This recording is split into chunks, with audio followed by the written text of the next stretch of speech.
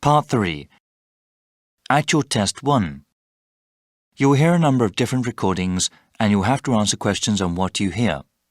There will be time for you to read the instructions and questions and you will have a chance to check your work. All the recordings will be played once only. The test is in 4 sections. At the end of the test, you'll be given 10 minutes to transfer your answers to an answer sheet. Now turn to Section 1.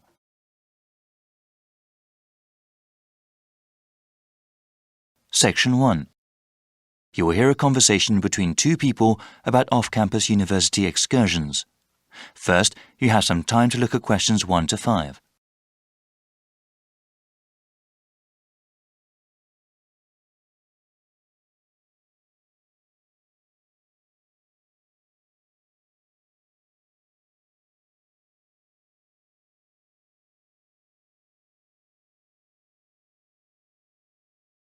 You will see that there is an example which has been done for you. On this occasion only, the conversation relating to this will be played first. Good afternoon. Good afternoon. What can I do for you? Yes, I understand the university offers, organized trips to… Correct. We have about 3 trips per month on both weekdays and weekends. There are 3 trips per month, so that has been written in the notes. Now we shall begin. You should answer the questions as you listen because you will not hear the recording a second time. Listen carefully and answer questions 1 to 5. Good afternoon. Good afternoon. What can I do for you? Yes, I understand the university offers, organized trips to… Correct. We have about 3 trips per month on both weekdays and weekends. I see. Can I ask what kind of places do you go to? Certainly. Well, usually there are excursions to the city. There are many interesting cultural venues to see, such as theatres and art museums. We also organise trips to the local mountains for hiking, or sometimes even to discount shopping areas around here. We don't organise guided tours, since most students like to explore on their own. How far away are they usually? Well, it's a good thing the city is not too far south of here, since most of the excursions we organise go there. They are never more than 2 hours away. And so how much do I have to pay for each excursion? Oh, the great thing is that the transportation is free. You pay for just entrance fees and the like, or for whatever you buy. That sounds great. Yes, and for certain events, like theatre shows, you can get a discount on tickets when you buy them through the school. Oh, really? So how do I buy discounted tickets? When we travel to the venue, you will be given a discount at the box office or the ticket booth if you show your school identification card. You can also purchase tickets beforehand for you and your friends from the university website at the discounted price. All right. What part of the website is it? Well, log on to the university website with your ID number. Right. The login screen on the main page. There will be a section called Campus Activities on the navigation bar on the left side. In that section, there is another link for off-campus excursions. The monthly schedule is shown there, and there is also an online form to purchase any discount tickets available. Nice. Thanks for the advice. Before you hear the rest of the conversation, you have some time to look at questions 6 to 10.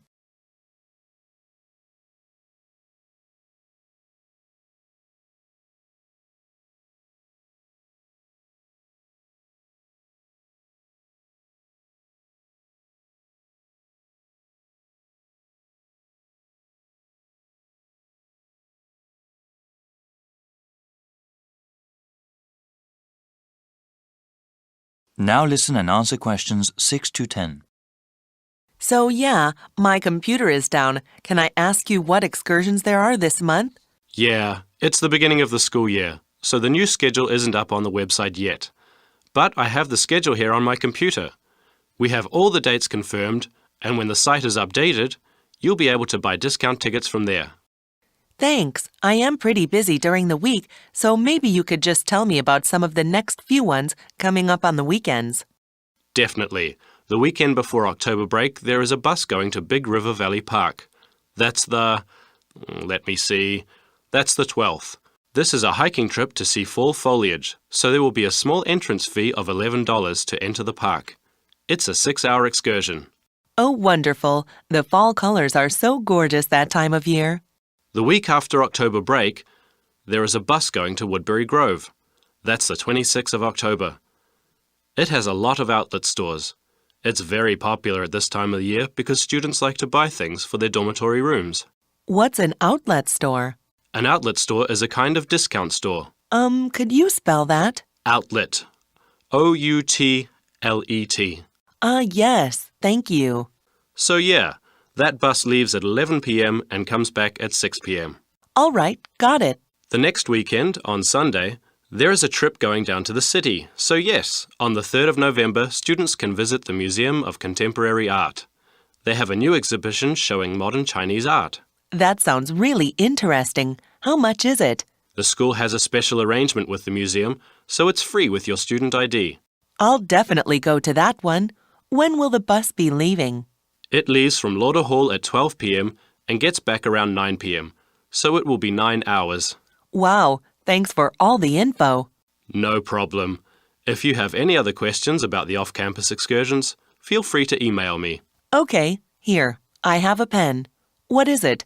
It's paladin@mail.com. Could you spell that? Paladin. Paladin @mail.com. Thanks again. It's my pleasure. Don't worry about it.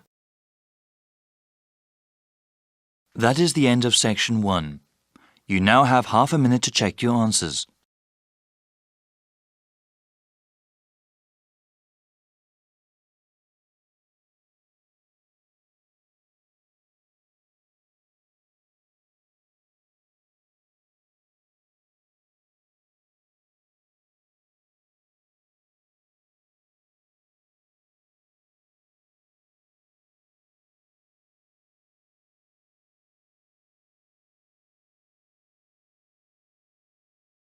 Now turn to section 2.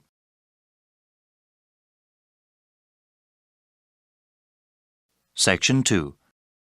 You're going to hear a talk by a tour guide about the local history of Harbour Town. First, you have some time to look at questions 11 to 15.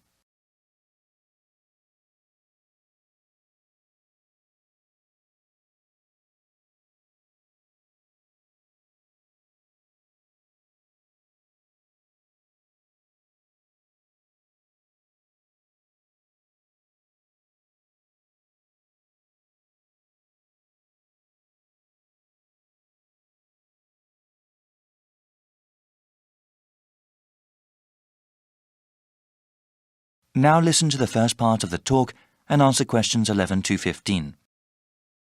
Good morning, everyone, and welcome to the historic downtown area of Harbour Town. I'm going to give a presentation on the history of the area before I let you all go. There's great weather today, so I'll try to keep this short. So, from this room, you can see most all of the historic area. This intersection is where the city was first founded, about 350 years ago. The San Gabriel River is wide and deep, and it was an excellent waterway for the movement of goods. Harbour Town used to produce lots of beef and oranges. Before the city grew, there was lots of open land for grazing and planting fruit trees. They traded these products with other towns and cities. The weather in this region is excellent for growing oranges because there are warm summers and mild winters. Citrus fruits can't survive in places where there is severe frost. At the height of citrus cultivation, there were over 500 orchards growing citrus fruit. Unfortunately, this fertile land also had lots of oil underneath it. In the rest of the country, new technology required the energy found in fossil fuels. After the first oil wells were tapped, agriculture gradually gave way to industry. The farms, orchards, and ranches that surrounded the town were replaced by new factories, cities, and roads. There is very little agriculture in the region these days, and certainly no cattle. The oil eventually ran out, of course, but other industries such as aerospace and entertainment were established. Well, that's a brief history of Harbour Town. You can use one of the computer terminals available in the main office if you want more information. Before you hear the rest of the talk, you have some time to look at questions 16 to 20.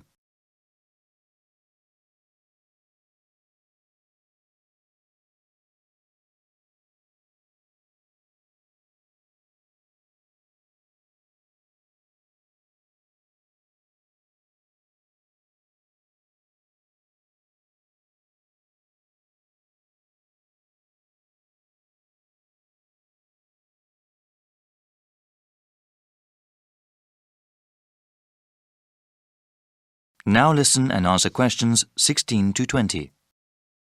I will highlight some of the sites here just to give you an idea of what we have in the historic center of Harbor Town.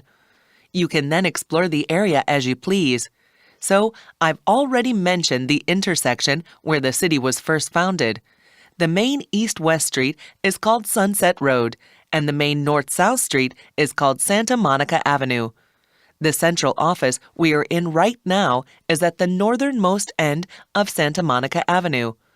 There are public restrooms here, as well as computer terminals that connect to the internet. Across from the central office is the fruit market. At its height, people from all over the country came to buy fruit from the distributors there. If you travel south from the market and go past the intersection, you will see the Ranch Museum. Here you can learn about the old ranching lifestyle that was such a hallmark of our region. Now, going back to the intersection, if you go west of Santa Monica Avenue, you will find Old City Hall. It is an excellent example of the architecture of the time. In the opposite direction, going east of the main intersection, you can see Sunny Movie Studios. They don't make movies there now, of course, but it was the first company to make movies in our region. Also, the subway station is accessible from all four corners of the intersection. If you didn't take the bus here today, I am sure that is where you came from. Well, thanks again, and I hope you enjoy your visit to the historic area of Harbor Town. That is the end of Section 2. You now have half a minute to check your answers.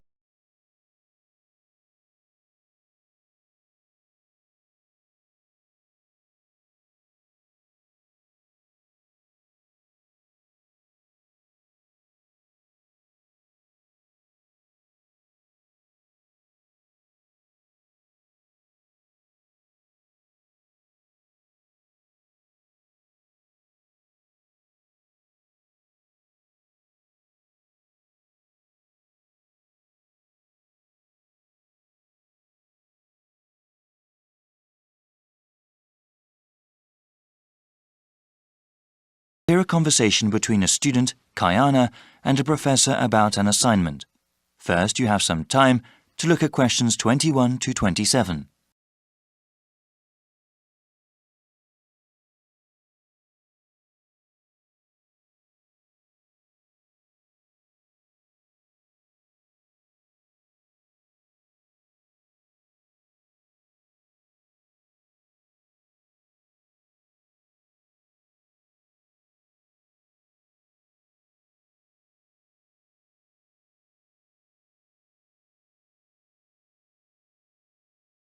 Now listen carefully and answer questions 21 to 27.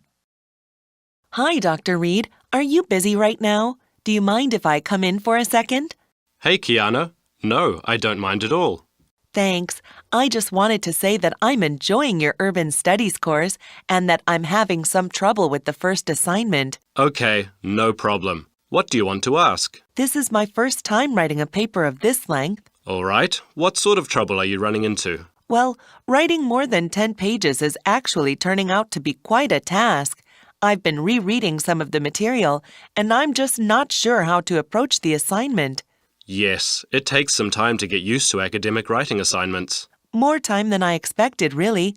I also want to do a really good job on the assignment. I don't want to put a half-hearted effort into it. I'm glad to hear that. I'll say that these assignments get easier to manage as time goes on. That's a small relief. I mean, it gets easier to plan the assignment and to organize one's time, but it still takes hard work and a sincere effort to produce a good piece of academic writing.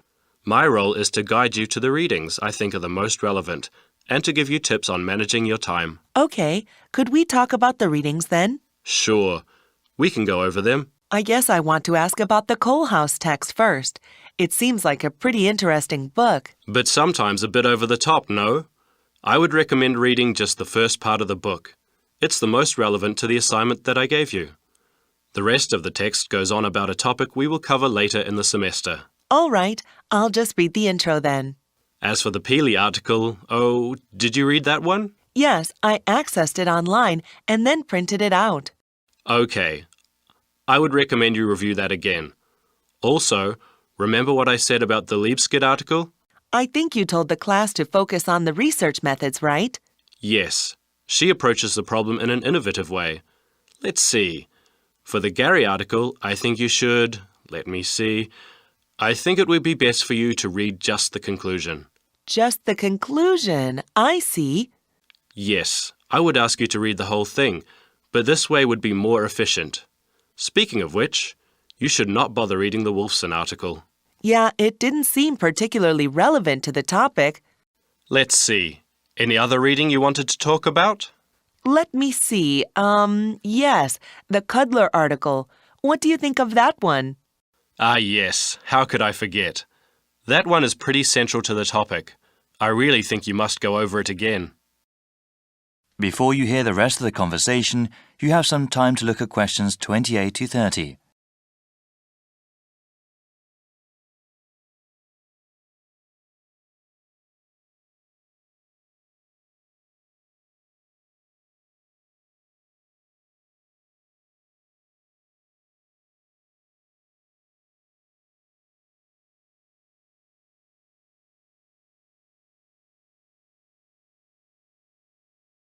Now listen and answer questions 28 to 30. All right. Is there anything else you wanted to ask about? Yes, I wanted to ask about the line graph that you provided. It seems that the legend identifying the different parts is not there. Ah, it must not have been photocopied correctly. Here, let me explain them. They all represent percentages of the population in Manassas, okay? Line 1 here at the top is the percentage of people who were born in a foreign country. Born outside the country. Okay, and this one? The next line down, line 2 refers to the percentage of people with citizenship. All right, got it. Those making a middle-class wage are represented by the fifth line down. Okay, middle-class wage earners. And the line number 4? That is the percentage of people with a college education or higher. All right, and the one in the middle? That one is the percentage of population who are married and have children. Got it. Thank you so much, Dr. Reed. I really appreciate your help. That is the end of Session 3. You now have half a minute to check your answers.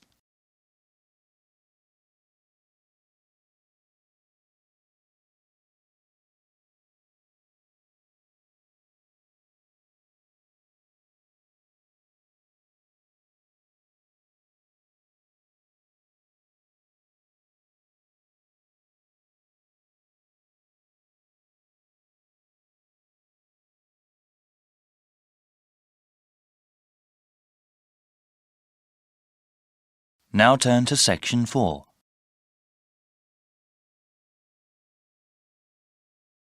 Section 4. You'll hear a talk on the subject of green buildings and skyscrapers. First, you have some time to look at questions 31 to 40.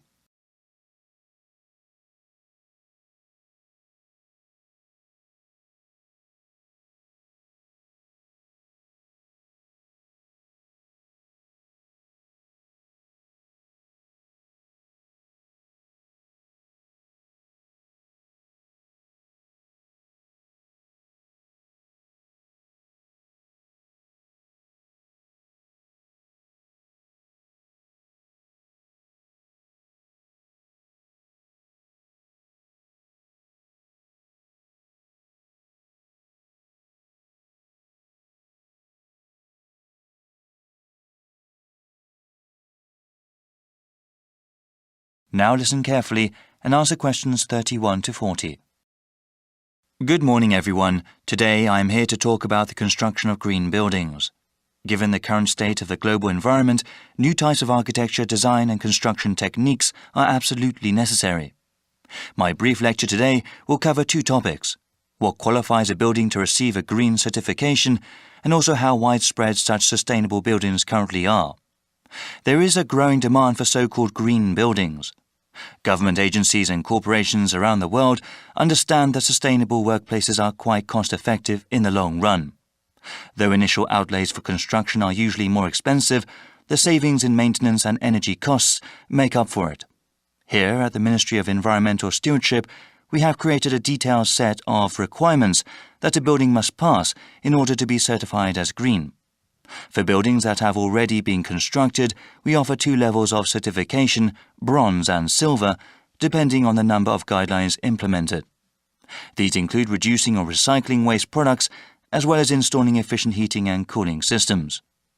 For a gold certification, a building must have had sustainable and environmentally friendly practices from the beginning of its construction. Measures such as using local materials, wood grown from well-managed forests, or reducing the use of toxic chemicals all contribute toward this prestigious distinction. It's pleasing to see how mainstream going green is now. Here at the Ministry, however, we know and understand that this cannot be just some passing fad. We created these guidelines so that institutions could not merely greenwash their buildings, claiming that they are environmentally friendly when in fact they aren't.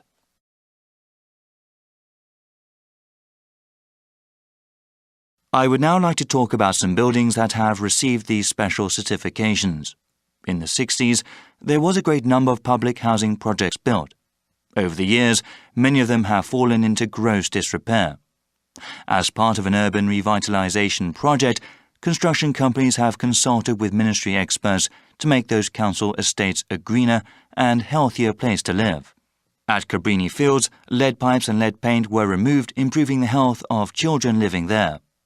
A system of rooftop and community gardens also helped residents to support themselves.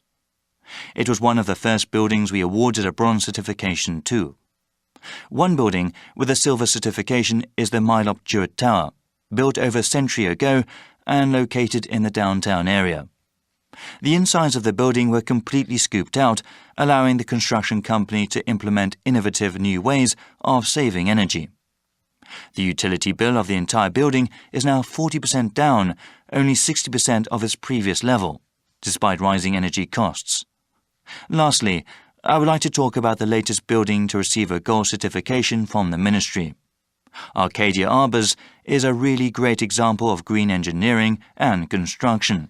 From the very beginning, the project heads made a really unique plan and held to it. Many of the Ministry's guidelines were followed, and we even got ideas for other ways to make buildings sustainable. The centerpiece of this skyscraper is a multi-story hanging garden that serves both an aesthetic and practical purpose. That is the end of section 4. You now have half a minute to check your answers.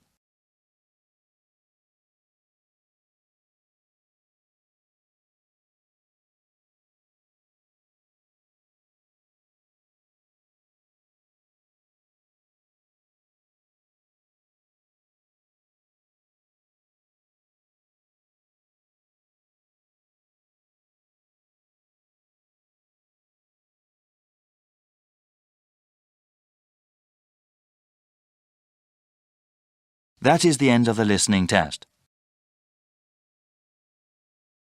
In the IELTS test, you would now have 10 minutes to transfer your answers to the listening answer sheet.